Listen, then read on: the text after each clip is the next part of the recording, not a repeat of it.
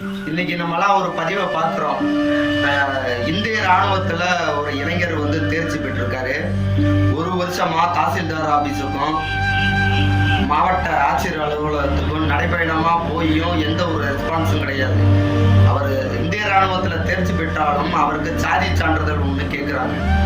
75 ஆண்டு காலம் திராவிட கட்சிகள் ஆண்டும் எந்த ஒரு அமைச்சரும் இது போன்ற ஒரு செயலை செய்யவில்லை.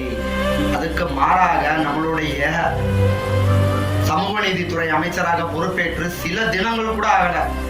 ஆனா அந்த பையனுக்கு இன்னைக்கு ஜாதி சான்றிதழ் வாங்கி கொடுத்துருக்காரு நம்மளுடைய அண்ணன் வன்னியரசு அவர். ஏன் இவருக்கு ஒரு சமூக நீதித்துறை அமைச்சர் பதவி கொடுத்தீங்க? விடுதலை சிறுத்தைகளுக்கு ஏன் இந்த முக்கியத்துவத்தை கொடுக்குறீங்க? கேட்கக்கூடிய அறவேக்காடுகளுக்கும் தற்கூரிகளுக்கும் இந்த காணொளி தான் சமர்ப்பணம். சரியா?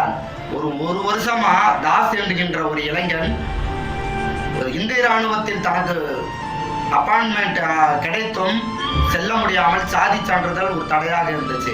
அந்த சாதி சான்றிதழை கேட்டு பலமுறை அவர் அலைந்தும் அதற்கான ஒரு ரெஸ்பான்ஸை மாவட்ட ஆட்சியர் அலுவலகத்திலையும் கிடைக்கல, தாசில்தார் ஆபீஸ்லையும் கிடைக்கல, எங்கேயும் அலைந்தும் கிடைக்கல. ஆனால் நம்மளுடைய அமைச்சர் வன்னியரசு அவர்கள் இன்று அவருடைய பார்வைக்கு சென்று அந்த பையனுக்கு சாதி சான்றிதழை வாங்கி கொடுத்திருக்கிறார். இதுதான் சாதனை.